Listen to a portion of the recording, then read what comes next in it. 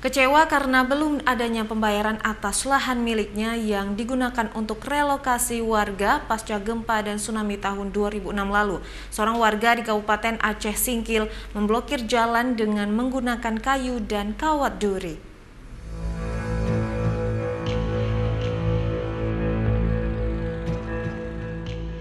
Hampir berjalan seminggu ini, jalan menuju Dusun 4 Desa Lipat Kajang, Kecamatan Simpang Kanan Kabupaten Aceh Singkil disegel atau ditutup oleh pemilik tanah. Penutupan itu mengakibatkan kendaraan roda 4 tidak bisa melewati jalan utama dan terpaksa memutar dengan jarak yang lebih jauh.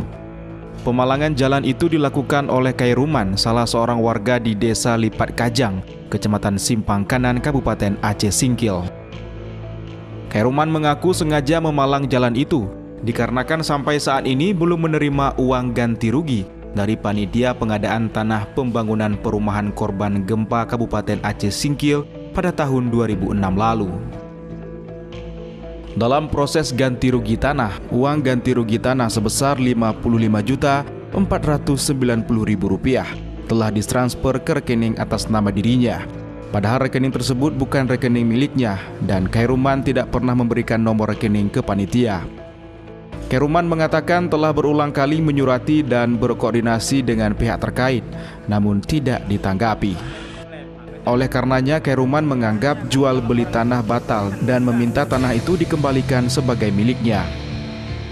Karena begini, prinsipnya saya bilang, kita ini kan jual beli, istilah pemerintah ganti rugi. Dalam hal ini transaksi jual beli.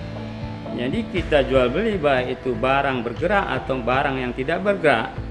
Ya kalau tidak dibayar, ya otomatis jual beli batal. Sementara itu warga setempat meminta pemerintah segera menyelesaikan permasalahan ini sehingga masyarakat tidak resah.